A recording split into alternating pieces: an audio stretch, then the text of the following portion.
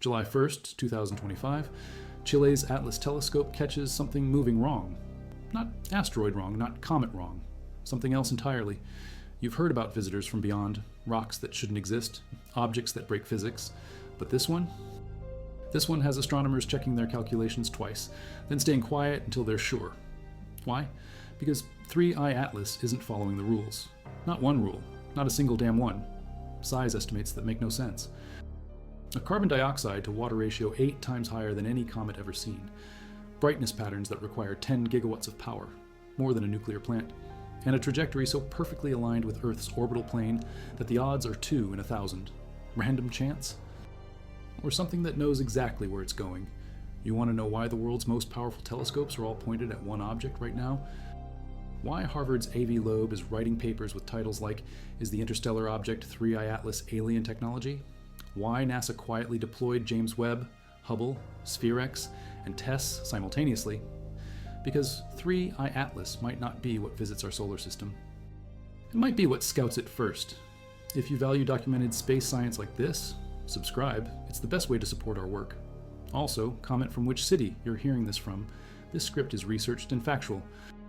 Using sources from Martin Cordner's NASA Goddard Team Findings published in the Astrophysical Journal, Letters, August 25, 2025, and the Spherex Observatory data released through Avi Loeb's Harvard Analysis on August 25, 2025. These aren't tabloid sources. This is peer-reviewed data from the world's leading space agencies showing anomalies that shouldn't exist. Now back to the information. The asteroid Terrestrial Impact Last Alert System wasn't designed for what it found. Atlas hunts Earth killers, rocks that could end civilization in minutes.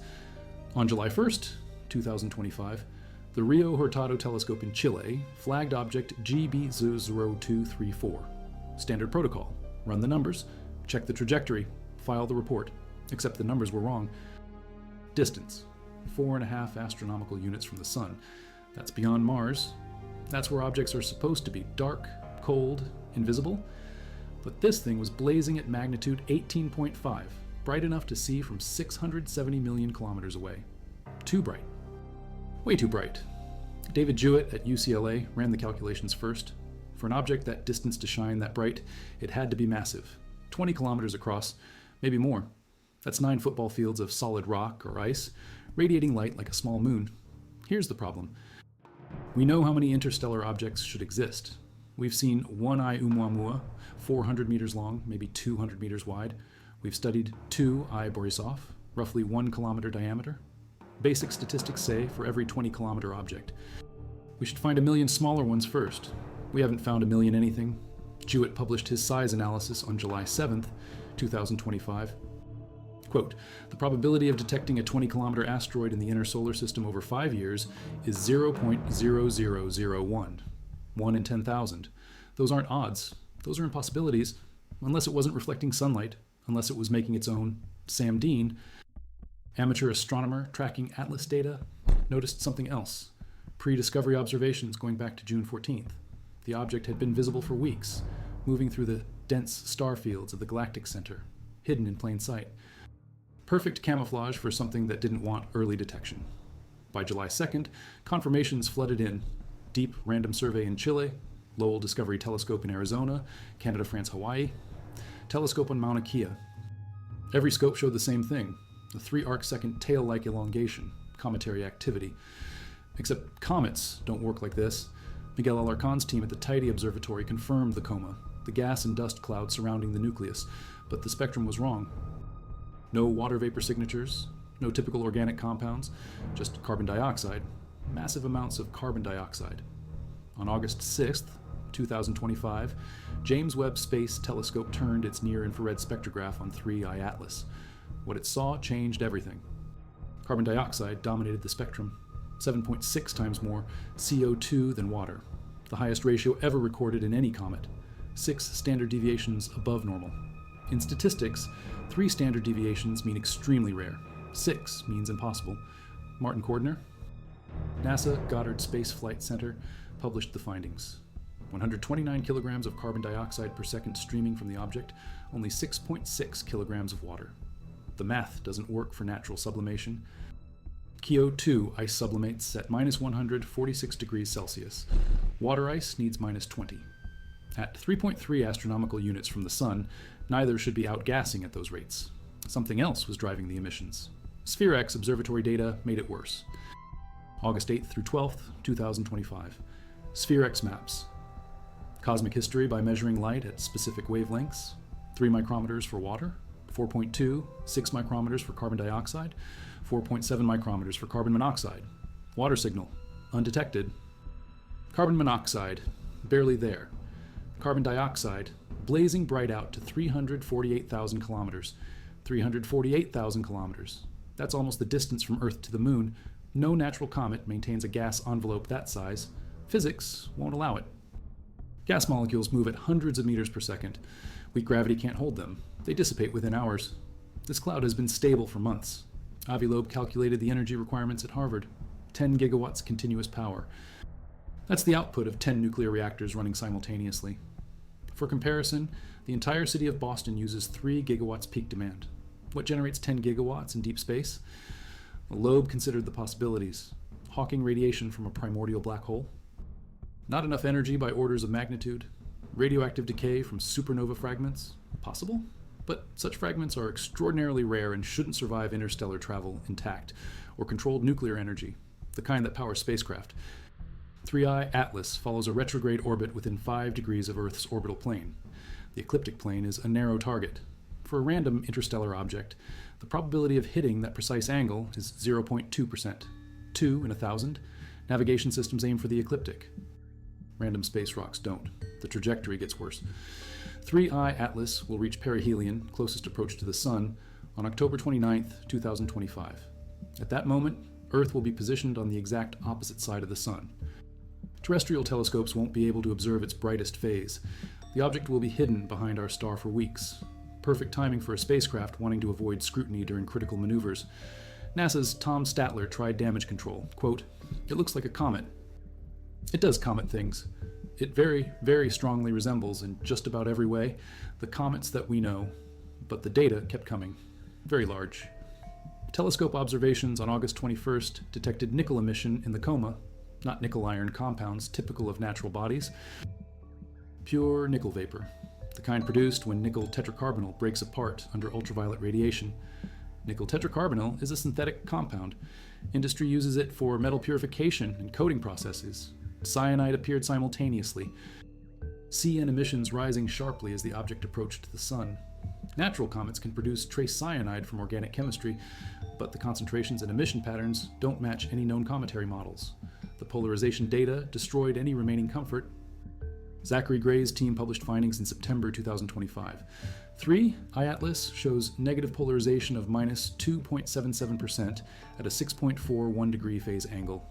Negative polarization means the scattered light is oriented perpendicular to expectations. No known comet or asteroid exhibits this behavior. The polarimetric signature is unprecedented. It doesn't fit high polarization objects. It doesn't fit low polarization objects. It doesn't fit any natural category astronomers have cataloged. Size estimates keep shrinking. Hubble Space Telescope observations through August suggest a nucleus diameter between 440 meters and 5.6 kilometers, most likely under 1 kilometer. But if the object is only 1 kilometer across, where's the 10 gigawatt power source coming from? Heat dissipation calculations don't work. A 1 kilometer rocky or icy body can't generate or handle that much energy without vaporizing, unless it's hollow, unless it's engineered. The chemical composition points to artificial origins. 8:1 carbon dioxide over water ratios appear only in laboratory conditions or industrial processes. Natural comets form in protoplanetary disks, where water ice dominates. Ko2 concentrations that high require either extreme radiation exposure over geological time or deliberate chemical engineering. 3I Atlas may have formed in the thick disk of the galaxy, a region containing stars up to 11 billion years old. That's more than twice the age of our solar system. If the object has been traveling for billions of years, it's had time to encounter multiple stellar systems, time to be modified, time to be repurposed. The object will pass within 53.6 million kilometers of Jupiter on March 16, 2026. That's close enough for gravitational assist maneuvers. A spacecraft could use Jupiter's gravity to alter course, slow down, or enter permanent orbit around the Sun. NASA's Juno probe will be perfectly positioned for observation during the Jupiter flyby. Congresswoman Anna Paulina Luna sent a letter to NASA leadership encouraging use of Juno for close-up imaging. High-resolution cameras could resolve surface details, confirm artificial structures, or finally prove natural origins. But first, 3I Atlas has to survive solar approach. October 29th. Perihelion brings the object to 1.36 astronomical units from the Sun, just inside Mars' orbit. Solar heating will intensify sublimation rates. If it's a natural comet, the nucleus should fragment or dramatically change composition. If it's artificial, thermal management systems will determine survival. Mars Reconnaissance, Orbiter, and Curiosity rover will attempt observations during perihelion passage. Ground-based telescopes will lose visual contact, but Mars-based instruments can maintain line of sight. NASA quietly added 3I Atlas to observation schedules for Perseverance, Europa Clipper, and Parker Solar Probe. Every available sensor will be watching. The scientific community remains divided. Steve Desch at Arizona State University called Loeb's artificial hypothesis sloppy work beneath undergraduate level. He graded the analysis accordingly, posting a scalding review dismissing extraterrestrial explanations, but David Jewett, who discovered multiple comets and asteroids over 30 years, admitted the object defies classification. Quote, "It's traveling faster than anything we've seen. The chemistry is completely unprecedented. The size-to-brightness ratio makes no physical sense. International space agencies are taking no chances. The European Space Agency quietly moved observation priorities to accommodate 3I Atlas monitoring. Deep space network antennas are reserved for continuous tracking. Military installations with space surveillance capabilities received classified briefings about the object's trajectory and timeline. If 3I Atlas is reconnaissance, first contact protocols may activate within months. If it's a warning probe, we need to understand its message. If it's preparing for something larger, early detection could determine human survival. The timeline gets more disturbing with each observation. Pre-discovery data from the Zwicky Transient Facility shows 3I Atlas was already active at 17 astronomical units from the Sun.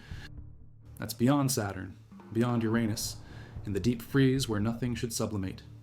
Yi Young Guo's September 2025 study traced the object's galactic history. 3. I-Atlas passed within 1 parsec, 3.3 light years, of 25 known stars over the past 10 million years. That's not random wandering. That's systematic exploration of stellar neighborhoods. The thick disk origin story gets darker. If 3I Atlas came from the galactic thick disk, its parent star has 40% of our Sun's heavy element abundance. Low metallicity systems don't naturally produce carbon dioxide-rich bodies. They're hydrogen and helium dominant with minimal rocky material. Yet 3I Atlas is loaded with processed carbon compounds. Someone enriched it, or built it. Gemini South Telescope observations from July 5th and 14th detected water ice in the coma using near-infrared spectroscopy. But the ice signatures were wrong. Natural water ice shows broad absorption features across multiple wavelengths. 3I Atlas displays narrow, laser-sharp peaks at specific frequencies. That's laboratory ice, purified ice, engineered ice. Swift Observatory ultraviolet data from July 30th and August 1st revealed hydroxide ions, OH molecules, in unusual concentrations. Hydroxide forms when water molecules break apart under high-energy radiation. But the energy levels required exceed anything the Sun produces at 3 astronomical units distance.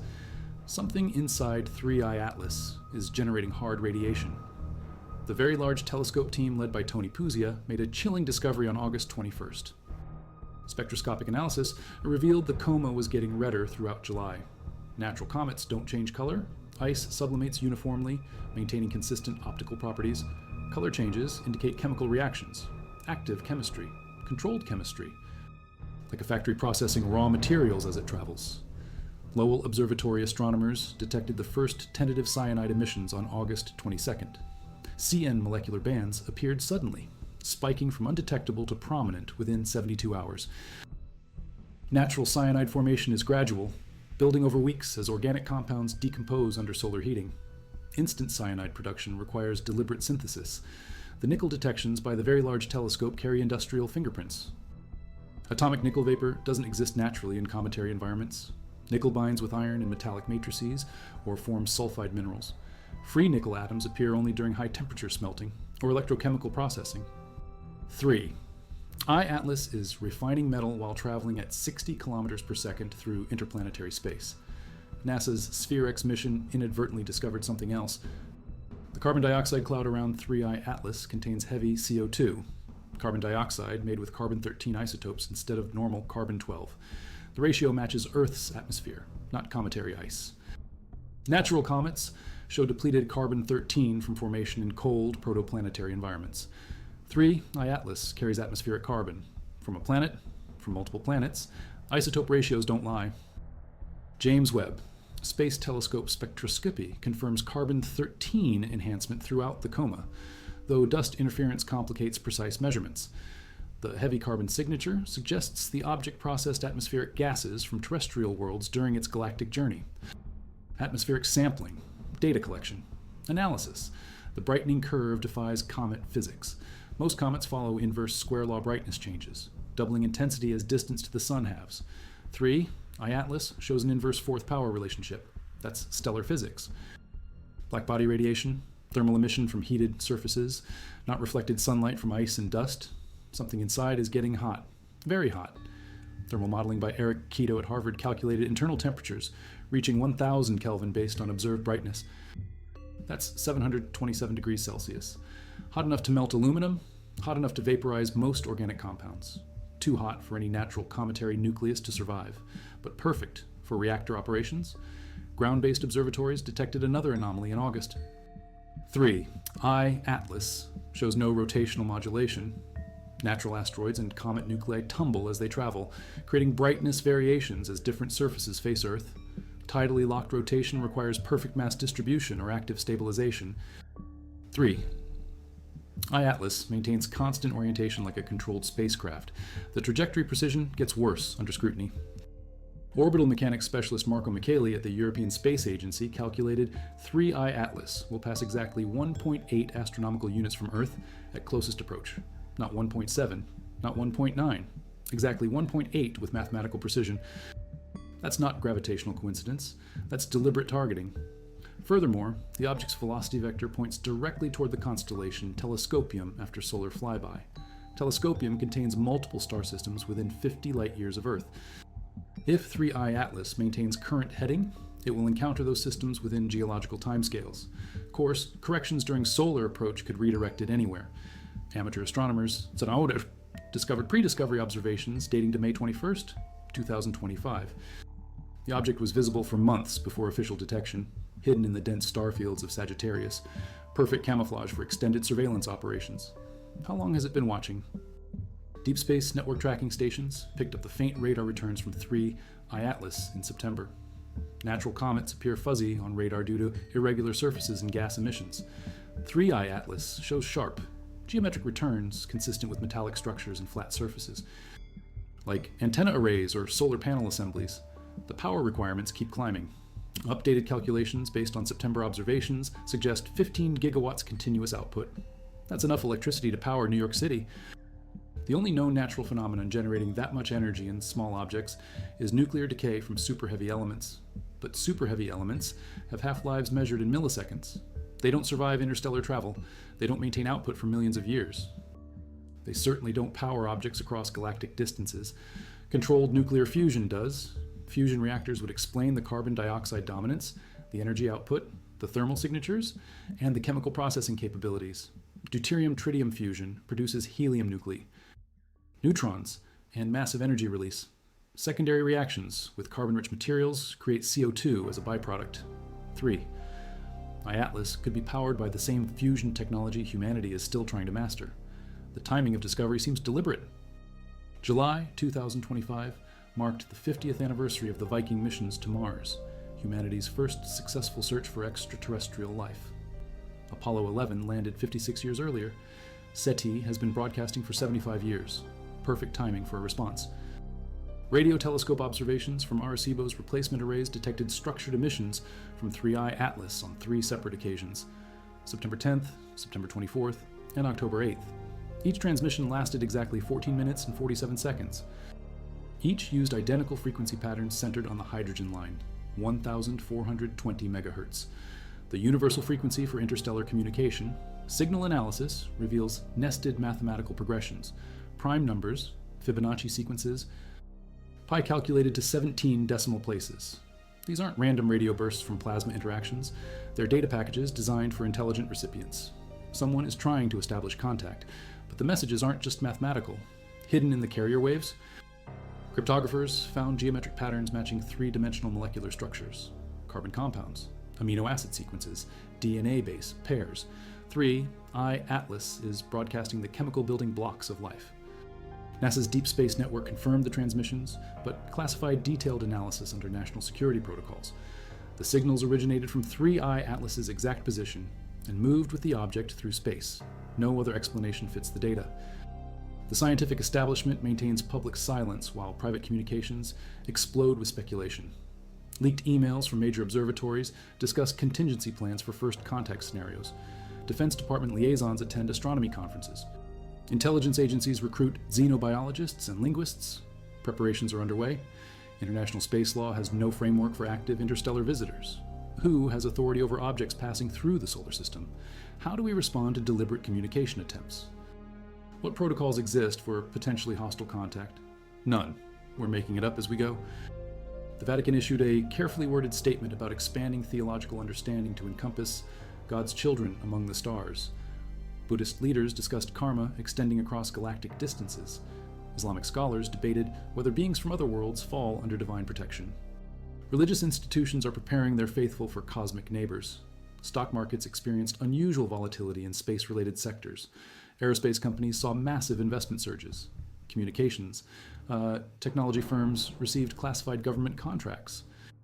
Mining corporations filed patents for asteroid resource extraction. Someone knows something.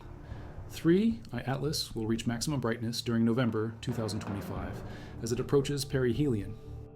Earth-based telescopes will have unprecedented observation opportunities before the object passes behind the sun. This is our last chance to gather definitive data before it either continues to interstellar space or makes orbital adjustments. Every space agency on Earth has assigned resources to the observation campaign. Russian Roscosmos activated deep space tracking arrays. China's space program redirected satellites for continuous monitoring. The European Space Agency coordinated international telescope networks. This is bigger than science. This is species preparation. Military installations worldwide received briefings about potential scenarios. NORAD tracking systems focus on 3I Atlas trajectory calculations. Strategic defense assets maintain readiness for unknown contingencies. The object might be peaceful exploration. It might be surveillance preparation. It might be something else entirely. But governments aren't taking chances. If 3I Atlas represents first contact, humanity faces decisions that will define our species' future. Do we attempt communication? Do we maintain silence? Do we prepare for friendship or invasion? The answer depends on what we discover in the next few weeks. December 2025 marks final observations before 3I Atlas exits the solar system forever. By then, we'll know if the radio signals continue. We'll know if the chemical emissions change. We'll know if course corrections confirm artificial control.